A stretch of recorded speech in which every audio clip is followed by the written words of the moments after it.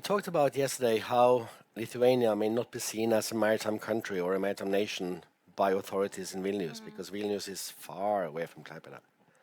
Whereas in Estonia and in Riga, you have port capitals. And then we talked about how little of the coastline, all these 90 kilometers in Lithuania, that is actually usable for something commercial. Because you can't use the beaches for anything else than beaches, right? Mostly.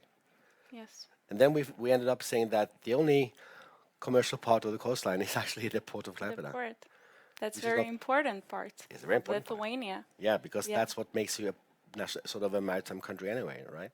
Yeah, sure. And it would be very nice that not only at the city level, we as a port understand, we as the citizens of Klaipėda understand that we are a maritime nation, but it would be really nice that the whole Lithuanian, every people in Lithuania would believe that we are a maritime nation, that they would understand the importance of the port, of the activities surrounding the port, and get the concept of the blue economy, because I truly believe, especially after yesterday, that this is the economy of the future. The blue economy? Yes. Wonderful. So you have, by the way, you are quite today you also fit something here. Yeah. Yesterday I was the blue. Now I'm the sea. No, yeah, anyway, very nice. But we also talked about yesterday that it's important that the ocean is clean, which of course is not the case, or the sea, the Baltic Sea, and the ocean in general. And we know that the Baltic Sea is a very polluted sea. And then somebody mentioned that the more people from Vilnius, and of course other parts of Lithuania, who come to Klaipėda and Palanga for recreational purposes, leisure purposes, the more people realize or will realize the value of a clean sea, which again might affect policymakers and how to do things. And I'm sure you all are aware of the term, we need ocean health to create ocean wealth.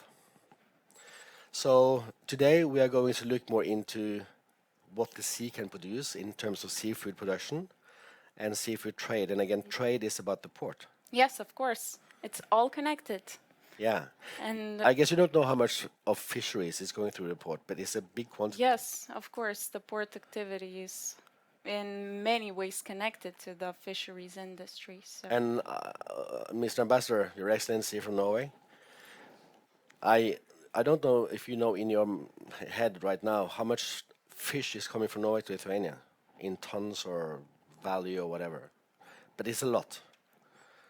There's a lot of fish coming from, we should have those numbers, but you know, numbers are just numbers, but a lot of fish from Norway is coming to Lithuania to be processed and then being brought out in the world. Then you have the Palanga airport, and then of course you have the port.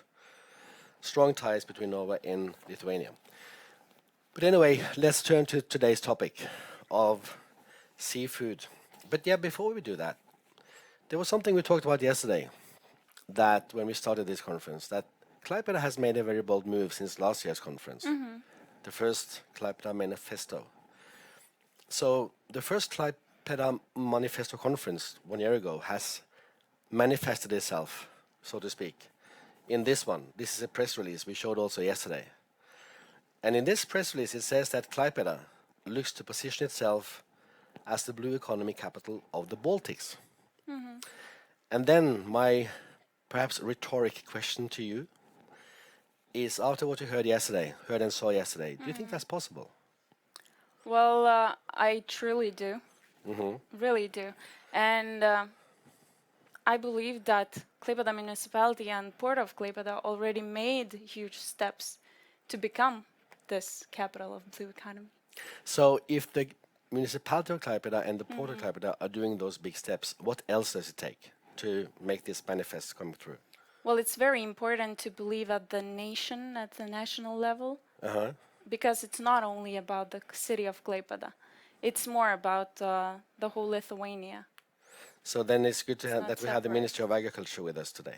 Yeah, that's very important. Very important. Because we need those Vilnius people to understand these things, right? Really, Vilnius people, if you're listening to us. We have the same in Norway. Oslo versus the rest.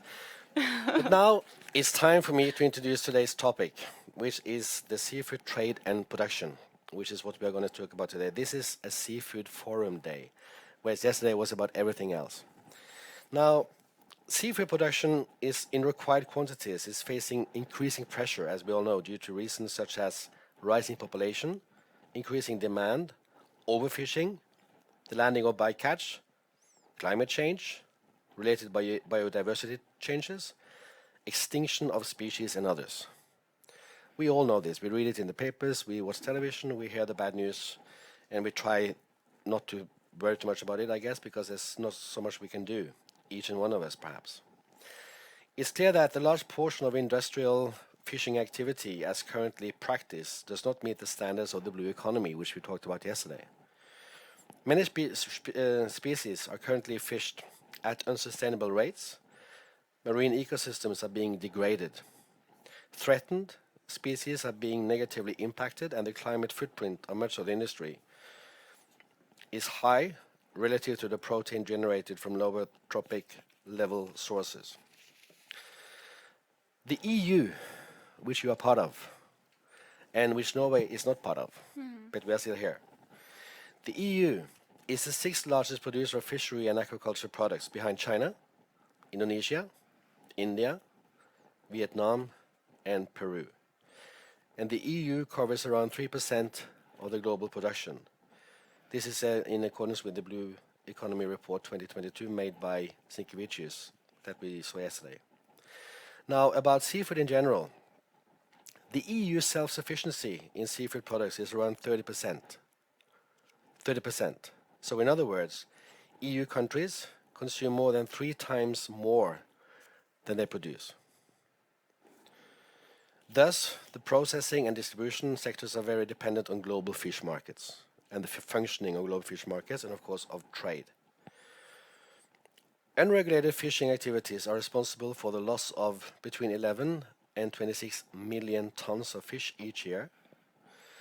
Now, blockchain technology, which is something you also work with at the university here, provides traceability from point of catch to the final consumer. So now we are into the digitalization again. So blockchain in aquaculture and fisheries has reduced transaction processing time, fostering a relationship of reliability and trust between the food producers, the governments, retailers, certification bodies, and consumers. So data might fix it again, and blockchain. It's my great pleasure to introduce the first speaker today, who is the Vice Minister of Agriculture in Lithuania, who is also now in charge of fisheries and the aquaculture part, Donatas Dudutis. So Donatas, happy to have you on stage. And you have a long background in this, but your main reason, your studies were about forestry, so you are actually a forest person. And you have lots of that in Lithuania, right? Yeah, but you know, the forest is a part of nature. Fisheries and fishing also is part of the natural activity, so it's more or less connected. It is. To each other, yeah. It is. But what does it feel like to come from Vilnius and talk about fisheries in Klaipėda? Excuse me? How does it feel now to come from Vilnius all the way to Klaipėda and talk about fisheries? Well, that's nice. Actually, despite the fact we have quite gloomy and grim weather outside, I'm pretty sure that we will have a good mood today here in those facilities, because we'll have an opportunity to share some useful information, to discuss some important topics among us. So I'm really honored to present the very first of those topics on the fish processing in Lithuania. I just have one question to you before we start. Yesterday we talked about passion. Do you have passion for fish? Definitely. You do? That's wonderful. Definitely. You know, coming from Norway, we do. We have passion for fish. Okay, Donatas Dudutis, the floor is yours. Thank you very much. Thank you very much for this nice introduction.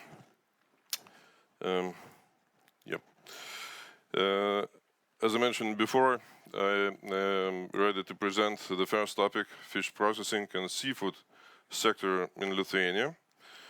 And first of all, let us look into the screen what share the fish processing, which is inland activities, what share the fish processing has among other fishery-related activities in our country. As we can see, according to data from 2021, fish processing per volume is roughly 60% of all fisheries production. It's 136,000 tons in year 2021, sorry. Compared to long-distance fleet fishing and Baltic fishing altogether, close to 40%. From those 42%, or 73,000 tons from long-distance fleet fishing. In the Baltic Sea, we catch only 17,000 tons, while agriculture, both pond and recirculating aquaculture enterprises produced only 2% at the moment, 4,400 tons. So, as I mentioned it before, the biggest part, or 60% of all volume produced in the country, were fish processing products. Now, fish processing sector in Lithuania consists 2% of total EU seafood processing production. On the other hand, decade of the sector development is really considerable increase during the last 10 years. And the value of processing sector, while the volume was 136,000 tons, the value was 703 million euros. And all this volume and value were produced by 86 enterprises or fish processing companies spread across all the country. But mostly concentrated in Klaipėda and Kaunas regions. For example, in Klaipėda region, we have 19 enterprises. Also, big amount is around Kaunas. The rest are spread across the country. And more than 5,100 employees are working in this fish processing sector. Well, as we can say, or as it's said, everything could be understood in comparison. So let us compare to other EU countries. And here we can see that in the EU context, the Lithuanian's fish processing sector is quite economically strong, highly positioned industry. We have 10th place in the EU by turnover, 7th place in EU in terms of number of employees. And in total, Lithuania is dominated by large according to our conditions, companies with 150 employees and very large, more than 250 employees, processing companies which altogether could process over 80% of the total production and employ 60% of the people working in the processing sector. The predominance of the large and very large enterprises is characteristic of this eastern part region of European Union. And it could be compared to Czech Republic and Poland, where the situation is rather similar to other countries. Also, very important topic is employment and average salary statistics, and also some gender issues. Also mention it here. So, as I had mentioned before, fishing processing or fish processing employs more than 5,100 people. Most of them, more than 2/3 parts, is 68% are women, the rest 32% are men. By education, the majority of employees have a medium level of education, with about 20% having a lower level of education and 24% having a higher level of education.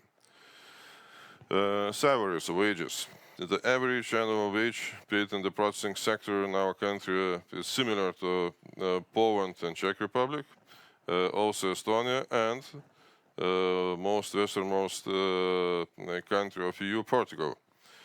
It's in the range between 10,000 and 20,000 euros per year, while the rest of EU, especially Scandinavian countries, Germany, France, Italy, makes EU average close to 30,000 euros of wage per year.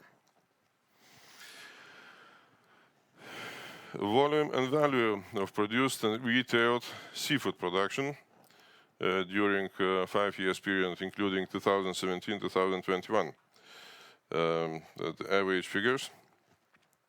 So we can mention here that the processing sector has been growing quite steadily for the last decade. For example, in 2019, production was 7% higher than in 2018, and 2018 was 5% higher than 2017. But as we know very well, in 2020-21, we had a COVID issue, and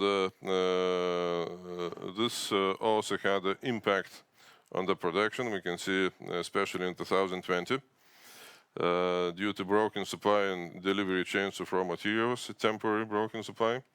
But in 2021, the sectors again started to rise, with production 13% higher than 2020 and reaching slightly exceeding pre-crisis level. So it could be concluded that the sector has not been severely affected by the COVID situation. Increase in the production in 21 to higher levels compared to pre-COVID period shows the industry overcame successfully COVID-19 challenges and supply of raw materials was ensured. Import and export of seafood production. Most of the material used by fish processing companies for processed fish products, 95% in 2021, were imported. 50% of products processed in Lithuanian fish processing companies are exported abroad. Approximately 86% of exported production was sold in EU countries, showing a successful transformation of market for Lithuanian production when a decade ago the considerable part of trade was carried out in Commonwealth and independent states, so-called CIS markets, Russia, Belarus and others. So we can see the trend and changed really significantly. The largest commodities in terms of volume produced by Lithuanian fish processing industry were surimi and smoked fish, including smoked fillets, contributing to the total weight of production by 50% both. However, value of production was significantly higher for smoked fish and smoked fillets, contributing more than half of total production by 60%, compared to 15% coming from surimi production.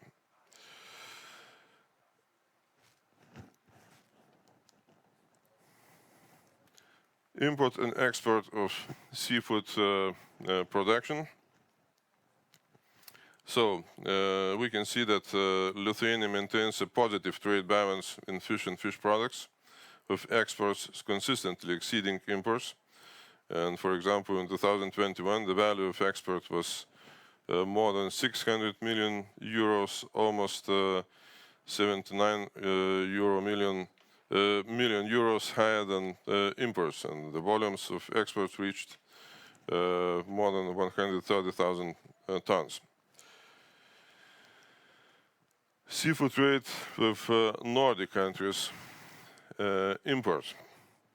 Imports of fish and fish products from the Nordic countries in 2021 amounted close to 300 million euros.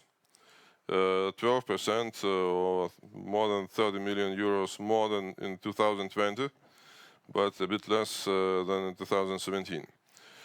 Imports of fish and fish products from Nordic countries accounted more than half, nearly 56% of total imports of fish and fish products into Lithuania, and Sweden was the highest share of total imports from the Nordic countries, followed by Norway. Seafood trade for Nordic countries, we previously spoke about the import, now export. Exports of fish and fish products much lower, amounted only close to 40 million euros in 2021. And among the Nordic countries, the largest share of exports was Denmark, followed by Sweden and Norway. And specific topic, seafood trade with Norway. So imports of fish and fish products from Norway amounted close to 53 million euros in 2021. There was a slight increase, close to 1%. Where frozen fish was the main import from Norway.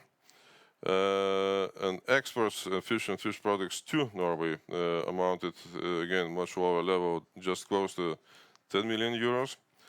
The main export was fish fillets and other fish meat.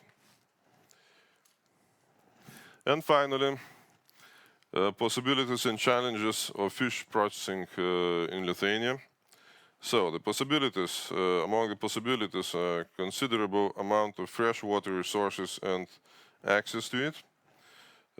Also favorable natural, including green groundwater and engineering infrastructure conditions to the development of recirculating aquaculture systems. A modern fish processing sector capable of processing local aquaculture products. The receptive internal market for fish and fish products increasing demand, and long-term strategy and EU funding possibilities for growing and processing seafood. The challenges we are facing, growing dependence on rising energy costs, especially electricity costs. That's a very painful challenge right now. Also, among other challenges are dependence and competition for raw material, insufficient availability of local grown and caught fish suitable for processing, and unstable situation in domestic and export market, especially now during the war. And also, last but not least, increasing competition in EU and worldwide. So we have the long-term vision to strengthen our possibilities, and this is to decrease the dependency on raw material import, increase of farmed aquaculture production, providing sufficient quantities for the development processing sector, and meeting consumers' needs in high-quality food. Thank you for attention. I'll be ready to participate in later during the discussions, myself and my colleagues from Ministry of Agriculture who are here. Thank you very much. Thank you, Mr. Donatas, one more time. And now I would like to move on and introduce our next speaker, Nerijus Nika, who has been working in the fields of aquatic ecology, fish biology, fisheries management, and conservation for more than 20 years. He is the head of the Fisheries and Aquaculture Laboratory of the Marine Research Institute of Klaipėda University, and recently has been working mainly with the topics of aquaculture and blue bioeconomy. So the floor is yours. Okay, thank you. So first I would like to thank Klaipėda ND and the Embassy of Norway for inviting me second year in a row to present in this event. Actually myself feel it's becomes a little bit too frequent, but I will try to give some new information beside last year. I'm coming, as it was presented, from Klaipėda University Marine Research Institute Fisheries and Aquaculture Laboratory, and would like to give perspectives. It will be some repetitions with the Vice Minister, but how we see a perspective of recirculating aquaculture. In general, there are three main types of aquaculture technology. One is sea ranching or sea aquaculture, what means that fish are cultivated in coastal or offshore aquaculture systems. The second big technology is pond and flow-through systems, where we use our business use earth ponds and surface water to fill these ponds and to circulate. And last and newest technology is recirculating aquaculture systems. And why I will talk about these, specifically these recirculating aquaculture systems, is that we believe that, and we see that the other two have lower potential now in Lithuania. I will not speak about the global or a very wide perspective. I will speak more about local and regional perspective. Yeah. And first, to understand this potential and perspectives, I would like to show current situation of aquaculture in Lithuania, even though it was presented just before me, but maybe some new data in Lithuania. In 2021, we have 61 farm or company. Basically, it's 50-50. We have pond aquaculture company, 29 pond aquaculture companies, and 32 RAS companies. And the last few years, the growth in company number was quite low. It was about 5% growth rate. As it was presented, we have,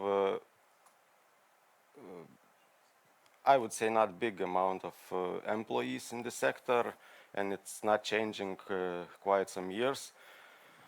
Dominating, we can see that in the graph, upper graph, we can see the structure of Lithuania aquaculture sector, and it's clearly, it is clearly dominated by pond aquaculture, while recirculating aquaculture production in tons is increasing every year steadily. And one of the restrictions we see for pond aquaculture is that the capacity of recent capacity of pond aquaculture is almost fully used. As last year it was stocked 10,300 hectares, 10,200 hectares, while recent capacity is 10,300 hectares. So there's not much space to increase in capacity, in intensity of this sector. And the diversity of pond aquaculture is mostly made of cyprinid species. So carp constitutes 95%, and all other cyprinid species like bighead carp, grass carp, or carassius constitute almost 99%. While theoretically, RAS sector don't have any restrictions to grow or to increase their capacity, and comparing 2020 and 2021, the stocked RAS volume increased more than 100%, from 6,000+ to 14,000+ cubic meters. But there still are some issues. Most of the production in RAS system, similarly as in pond aquaculture, goes to monoculture, so it's African catfish dominates. It's 3/4 of all the production is made by African catfish, and you can see how steadily and strongly the production it grows. While the second RAS aquacultured fish, rainbow trout, is decreasing in recent years. Yeah, and most of about 80% of produced seafood, mainly fish, are consumed locally in national market. So all this current situation create some challenges as how we see it, and this could be, as already mentioned, low growth potential for pond and sea aquaculture, while it have quite high potential for us. I didn't mention, but for sea aquaculture, even though we had it also in marine spatial planning, aquaculture activity, but in reality it's difficult to develop this activity. As it was mentioned, we have only 90% of coast. Most of it is used for recreational purposes, and it's too small area to increase to develop sea aquaculture there.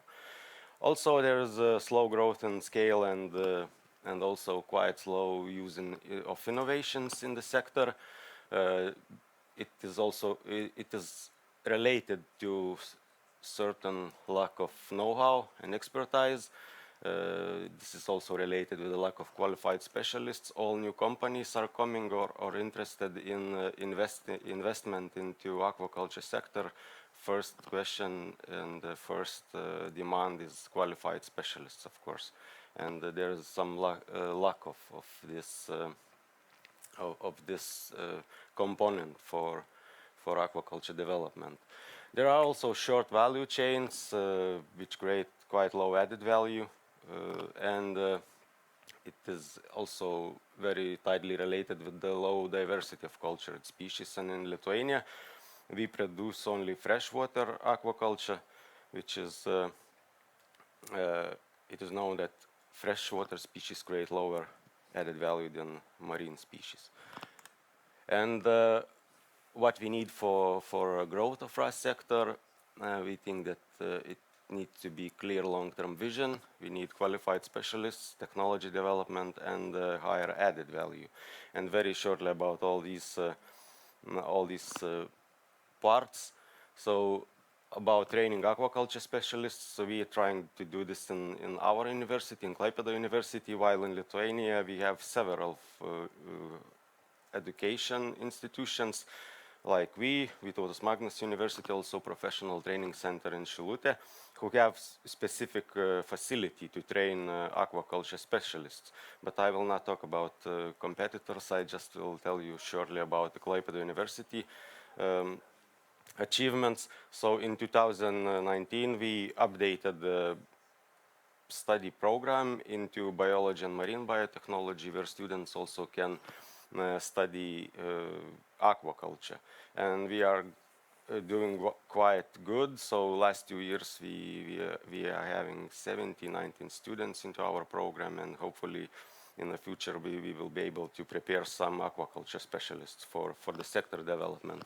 Also, Klaipėda University is a part of EU Connexus European University, where together with partners we prepared the joint international marine biotechnology study program with strong focus on aquaculture. So students also can choose this program. And what is generally common, it's that we offer practical training, hands-on experience for students to actually to get competence and confidence to work in such systems.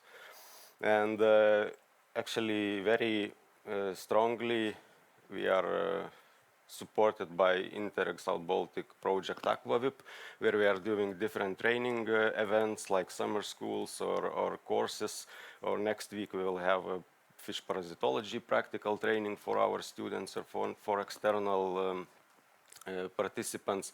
So this project actually is about that, about career development. And for those who would be more interested, there is a aquaculture career portal in LinkedIn, so you are welcome to join and to see activities of Lithuanian aquaculture and how we are working in this sector.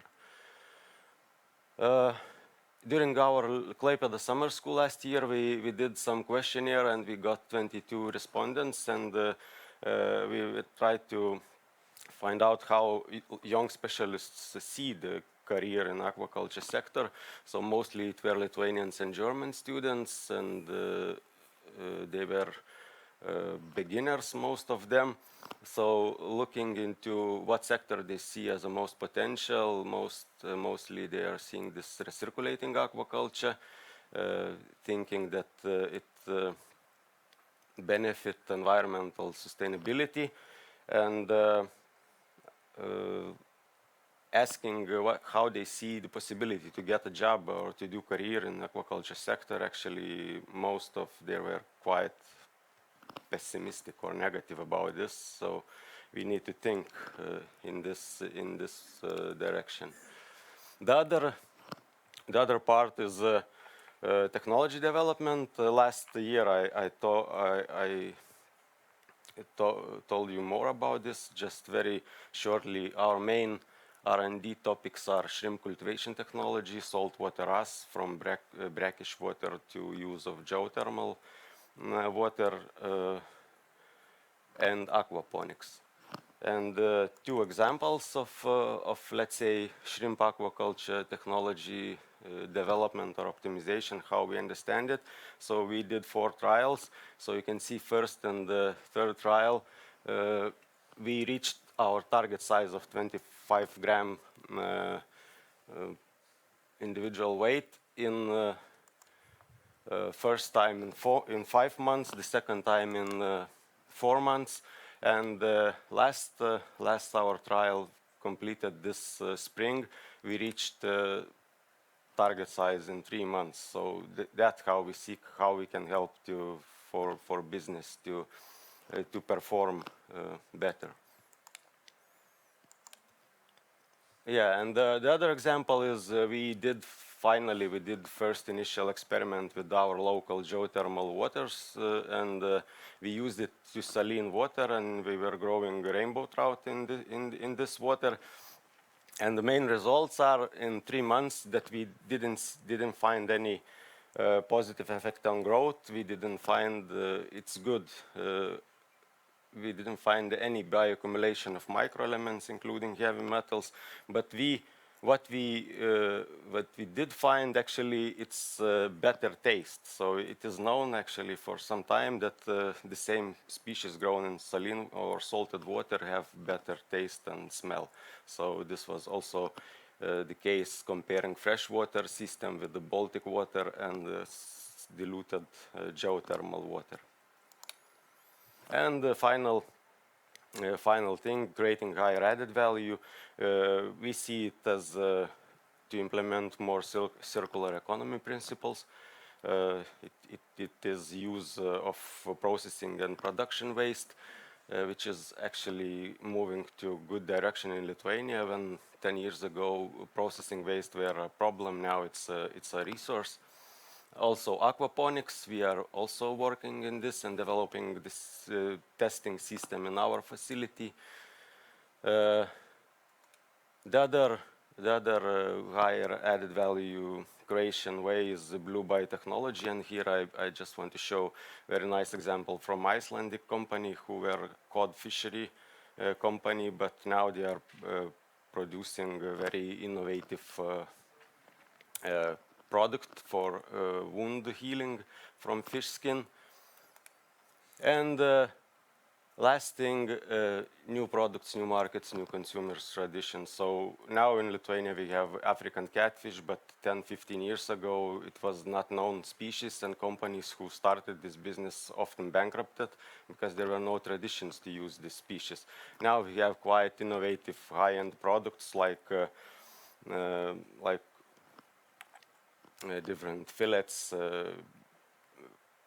steaks, and similar, ready-to-use products.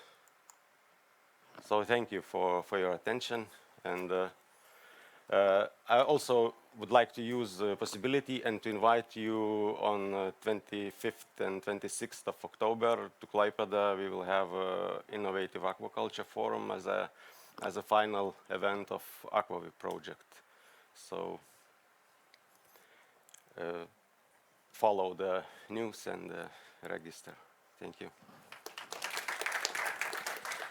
Thank you, Nerijus. You know, you are right about so many things, and then you are dead wrong about one thing. Nerijus, please. You are dead wrong about one thing.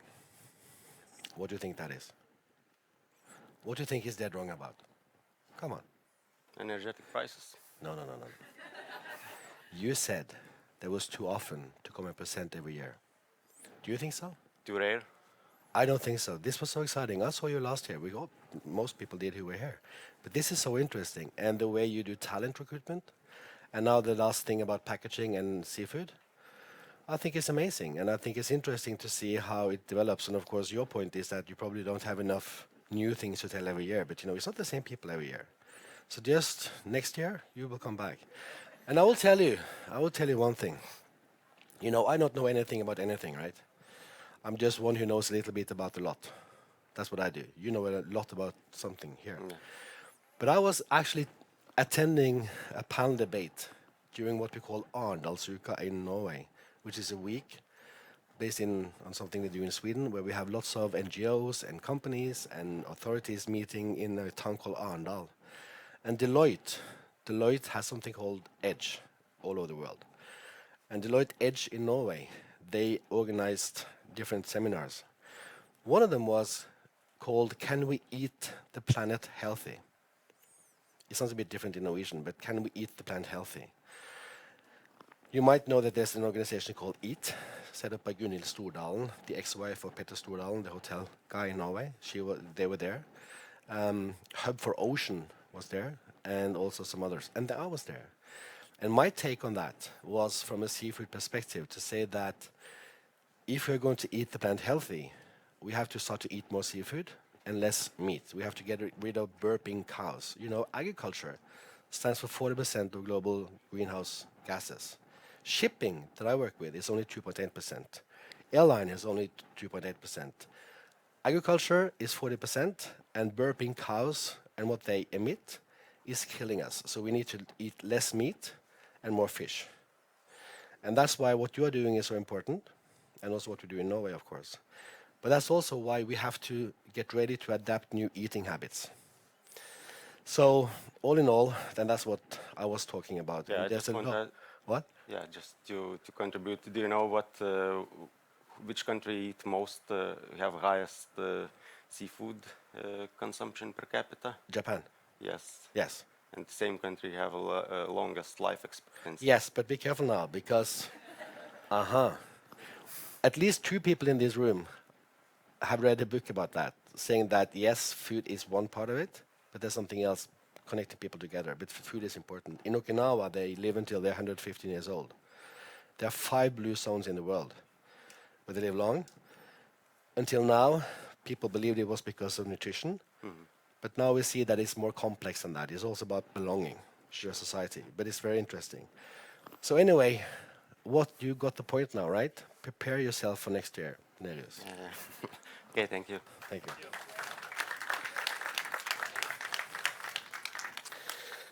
Now that was Lithuania, and now I'm very happy to introduce a Norwegian speaker called Eivind Hestvik Brækkan.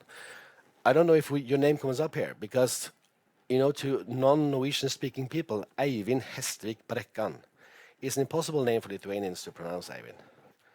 You should do something about that. Yeah, I'll have to find a Lithuanian version. Do you know Hestvik, what that means? Well, we can divide it into 2. Hest is horse. Vik is bay. So, you know, I tried to explain to Lithuanians who you are, and I said, well, he probably comes from a bay full of horses. Yeah, Is my that correct? grandfather was from the Bay of Horses. Bay of a Horses? small island in the middle of Norway, yeah. So that's true? It's a bay of horses or lots of horses? I'm not sure why it was called that, but I guess there were some horses there at some point in time. Well, anyway, you are here to talk about fish, not horses, that's for sure. Yeah.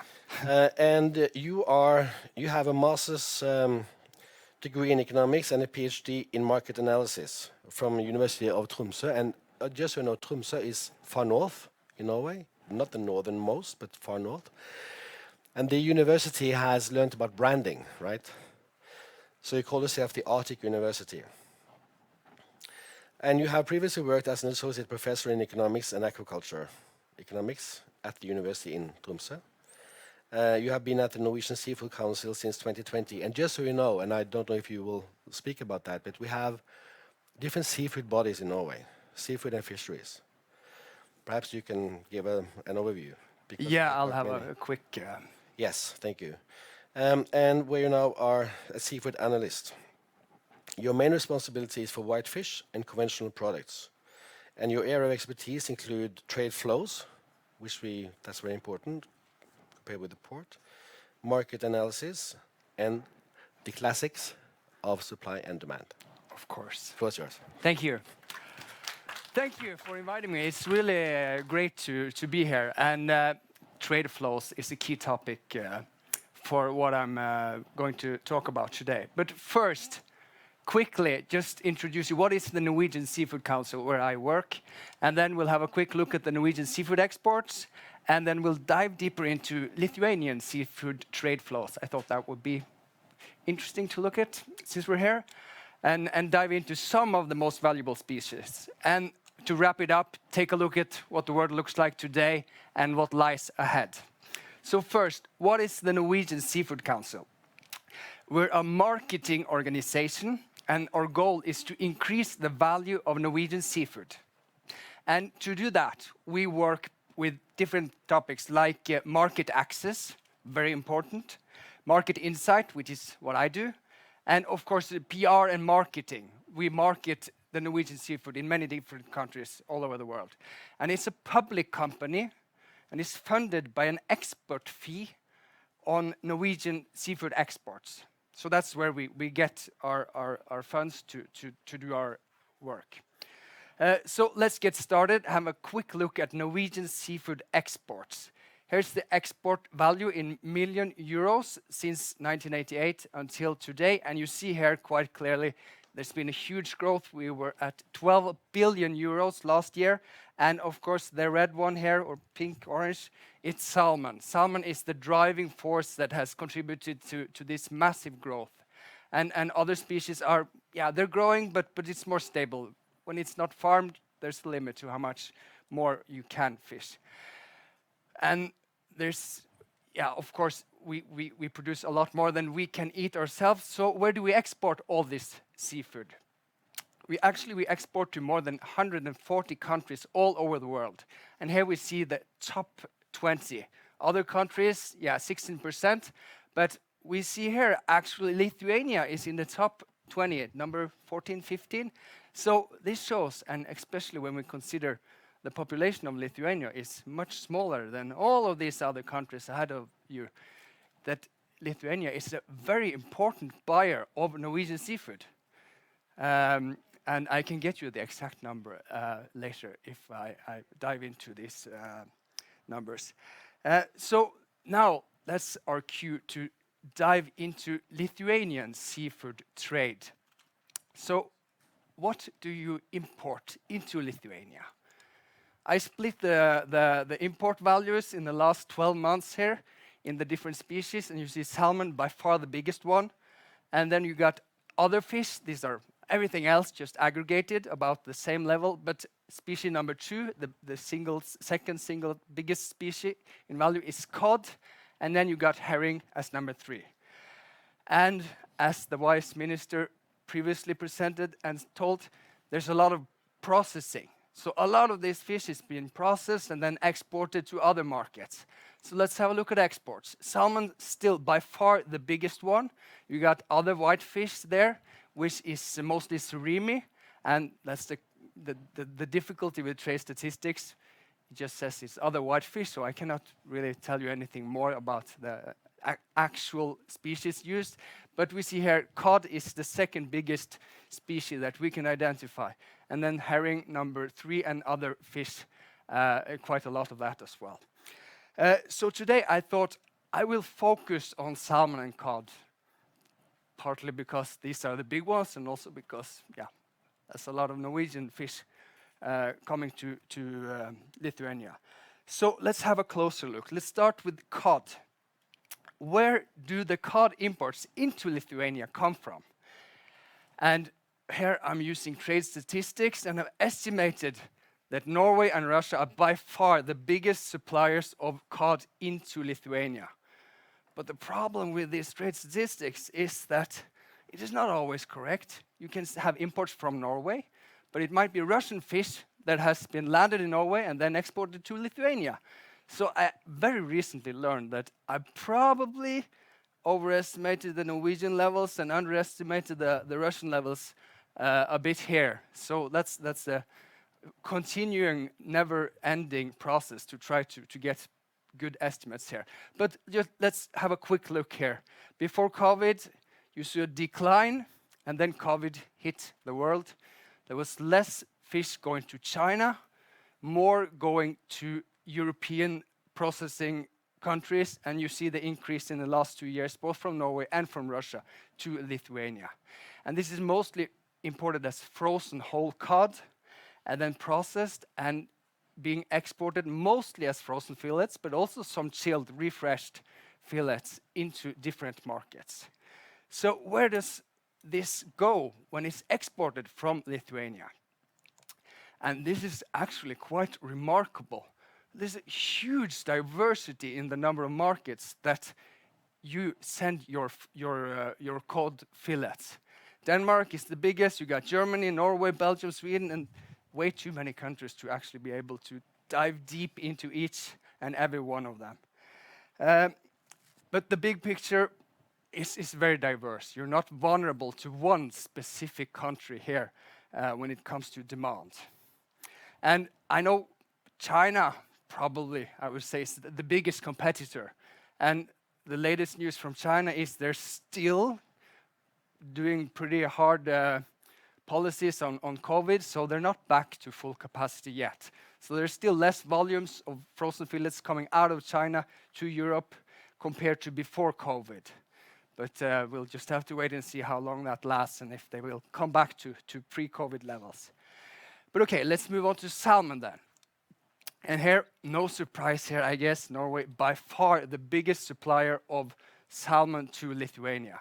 And as the vice minister showed you earlier, there's a lot of imports from Sweden. And that's correct, but this fish is, a lot of that, or most of that, is salmon that is going from Norway through Sweden and then ends up in Lithuania.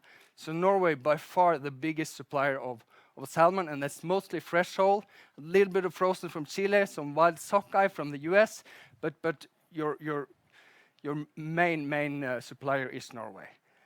And we know that most of this is smoked in Lithuania, then exported to other markets. So where does it all go? Well, a quick look here shows it's much more concentrated. Germany, Italy, Belgium, by far the biggest markets, and there's a little bit going to different markets in other parts of Europe mostly.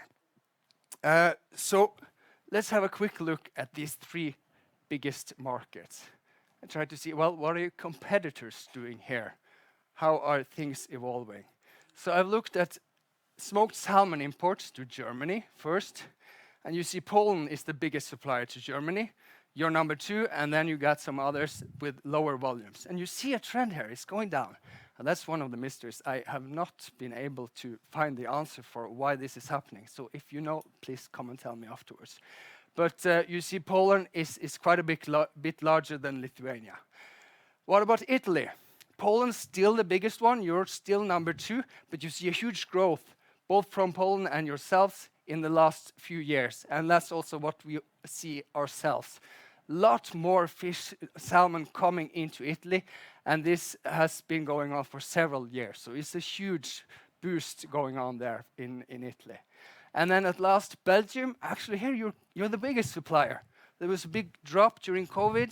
Now recently, you're back up to pre-COVID levels again, and you are the biggest supplier to Belgium. Okay, so that was a very, very concentrated and quick look at trade flows of cod and salmon through Lithuania. So let's wrap this up, take a step back, look at the big picture. Times are changing, they always are, I guess. What lies ahead of us? Well, cod supply will go down. Quotas will go down. These are the 3 big ones. Iceland, we know their quota goes down by 6%. They start their quota year September 1st. Norway and Russia, they got recommendation from the Institute of Marine Research to reduce the quota by 20%. But they have to negotiate and settle and decide whether they will follow that recommendation or not. Often they follow their recommendation. And if they follow that recommendation, and we know they will not catch the entire quota this year, so some of the quota will be transferred to next year, and that's what I've tried to calculate to get some estimates on the changes in the supply of cod or in the quotas for next year. And here, if these numbers are correct, you're looking at 25% decrease from Norway and 21% decrease from Russia. But it's still uncertain. We know they will not catch these levels this year, And we don't know, maybe they will not catch the entire quota next year either. So a lot of uncertainty, but what we do know, it's going down. There will be less cod. And then if we look further ahead, it'll be even lower. So this is the new normal. We have to adjust and prepare for that. And that begs for quite a lot of questions. What will happen when there's so much less cod coming out of Norway and Russia? Well, who will keep up their consumption? Who will keep up their processing levels? And who will decline? And I work with market insights, so of course I can tell you the answers to all these questions. But you just have to wait 1 or 2 years, and then I can come back and tell you. But this will have consequences, obviously. For salmon, we expect pretty stable, slow and steady supply growth. So it will go somewhere, these increased volumes. Maybe Italy will continue to grow. It's a lot of things going on now. So to try to summarize, I think consumption in each market is of course affected by inflation. Salmon, cod prices going up, processing going up, transport, energy, everything is becoming more expensive. But that also means that the fish you are producing is not getting more expensive compared to other food. Everything is going up. So you're not losing competitiveness compared to meat and other types of food that we buy. But of course, with the economic cool down, interest rates going up and the real wage going down, people can afford to buy less stuff. So that means that's a negative impact on demand for both salmon and cod. When your income goes down, you have to reduce consumption, and part of that will be salmon and cod. So the combined effect of all these things that will change, I cannot predict the future, unfortunately. So I think I'll have to leave you with this rather vague forecast of what we can expect. Thank you.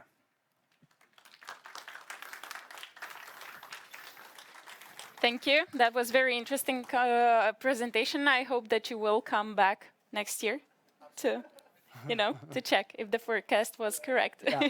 Thank you. So let's move on to the next presenter. And he's a legal and business consultant at Nordnix, one of our sponsors, by the way. Martynas Dovidavičius. He has graduated from Vilnius University and has been specializing in business and international law for 8 years, leading Nordnix legal team to develop both legal and business strategies to promote and protect the company's matters.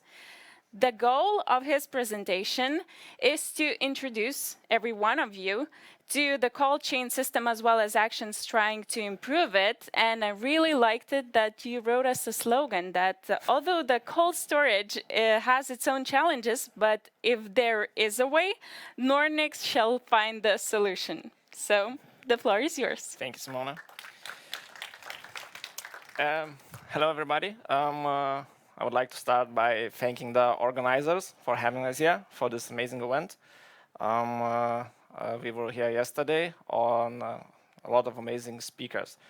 As you can see, our topic today will be about cold storage challenges and solutions. We here in Nordnix provide logistics, ship agency, and of course cold and dry storage services in Klaipėda Center, Klaipėda Port, and we are working since 1994, and that is blasphemous for me because I was just born and the company started working. So from my perspective, the company is working like forever. Nordnix can offer approximately the capacity of 16,000 tons of cold storage, and the temperature goes up to minus 22 degrees in Celsius. And I remember my first time meeting the cold storage facilities. I went with my T-shirt, and believe me, it's cold enough in there. The challenges. We don't have a lot of time, so just a few challenges. Of course, there are many more, but let's say supply flow control, from how to control the supplies. optimization of storage space or storage processes, and main challenge nowadays, electricity, of course. Supply flow control. In Nordnix, we use a lot of different methods of handling the production, loading, unloading, which requires different personnel requirements, different techniques, seasonality. As you will see in later slides, we have a lot of production in winter and autumn season, and it decreases a bit in summer and spring. And our goal is to equalize it and keep stabilize the flow through the year. And geopolitical situation, it's very unstable, twists and turns all around. You never know which supplier, which production can go away, and you always need some backup. Seasonality, as I said, our goal is to equalize it as much as we can, and so far the tempo is quite good. It's about 3 times, but compared to 2020. The main reason for this is finding, let's see, this maybe already the solution for this is finding the production that is needed for summer and spring, because in autumn, winter, frozen fish is very good, but not all frozen fish kinds are good in summer and spring. So products like dairy products, pastry products, ice cream, especially my favorite, is very good in summer, and well, as you can see, it's growing. Import to our warehouses by country, as you can see, Faroe Islands and USA are leading the way, but we're really happy that at this moment the countries are diversified, the suppliers are diversified, and for example, as you can see, in 2014 there was practically only USA, and then the Russia blockade happened, and we had to find new ways, new directions. So as you can see here, we are really happy with this because, as they say, you can't put all your eggs in one basket. Exports from the warehouse. This one's interesting because almost everything goes to Ukraine. The main reason for that is, of course, sadly, the invasion, and a lot of ports from Black Sea closed, and this raised the demand for the Ukraine from Klaipėda.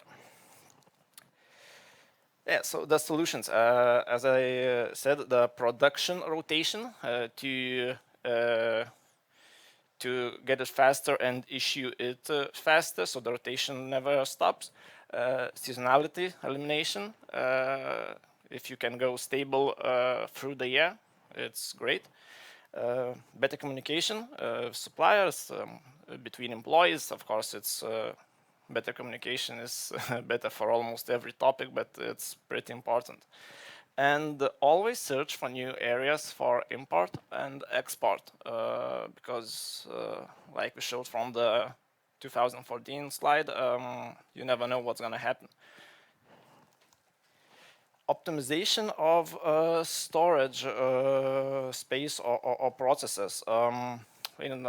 I heard, well, let's start with maybe the services that in Nordnix we provide a lot of services when the production arrives. It's weighing, sorting, marketing, palletizing, and so on and so on. And we are pretty proud because we can load and unload almost any major transport, like trains, trucks, ships, of course, and we have our warehouses are close to the transportation hubs. But with that, there comes some challenges, like I mentioned before, the different loading and unloading methods, and for different transportation, it differs even more. We are always trying to reduce the time consumption of loading as much as we can. That means fast, not only ship, any transport, loading and unloading. That may result, as everything, what's done fast may result in some major problems. But that means you have to work carefully not to cause those problems. Yesterday, I heard from one of the speakers a very good idea, which I will use if he won't get angry with me. What you have good in your company, make it better. Here in Nordnix, we are really proud of our employees. We want to invest in them, encourage them, and to keep the continuity. I believe that continuity is majorly underrated in these times, and continuity and lesser rotation may lead to better decision making, faster decision making, and better communication. And that leads to better results. Oh, and of course, the 15-meter distance between the ship dock and the warehouse helps a lot. I believe it's maybe closest distance in the port. I believe so. So that helps us a lot. Last but definitely not least challenge is electricity costs. Electricity in the cold storage runs 24/7 practically, and it's no surprise that the Russia gas reduction for Western countries made the electricity prices a lot higher. The prices in Nordnix compared August 21 and 22 jumped about 10 times higher, which is crazy to think of. The exchange prices, this shows how much from 2019 it went. But there's a problem, how Simona said at the start, there's a solution. Main solutions, I believe, state-aid. I believe that all businesses, not only storage sector, needs government help. It's not the topic and not the time to speak about what could be the help and which one's better, which one's worse. But some help some work needs to be done from the government and done fast, because before any major damage is done to the whole business nationwide. But as we say, we are smiths of our own destiny, and we cannot count on any other decisions. We have to make our own moves. And the first, and I think the most simple, is just energy efficiency. I can tell us about ours. Just a simple light change to less wasteful. Isolating the doors and the facilities in general to not let the cold or warmth get out. At the time, we are installing a cooling system which will reduce 20% of energy consumption, and yeah, those small things add up, and at the end of the year, you may be surprised on how much energy you can save. And of course, alternative energy sources, solar energy, wind energy, etc. We would like in the future to go full green. Now we are investing in electric forklifts. Electrifying the auto park. We just finished building solar panels on our rooftop. That will also help us go more green, and will help with the electricity costs as well.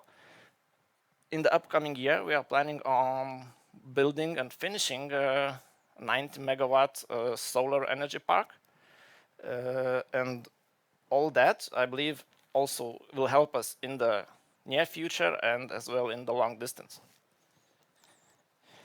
Conclusions. So just quickly at the end say that elimination of seasonality and production rotation, investing in employees, taking care of them, implementing effective systems for communication improvement, for geopolitical risk protection, you need to diversify the flows. And lastly, find ways to reduce electricity prices and invest in alternative energy sources. So thank you. That's it for me. Thank you for your attention, and keep it cool like we do since 1994.